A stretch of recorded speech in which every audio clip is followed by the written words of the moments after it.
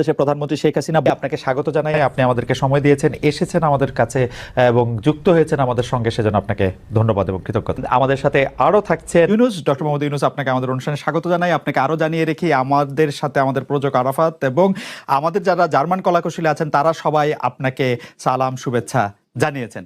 আমরা আপনাকে খুব ধন্যবাদ জানাই আমাদেরকে সময় দেওয়ার জন্য।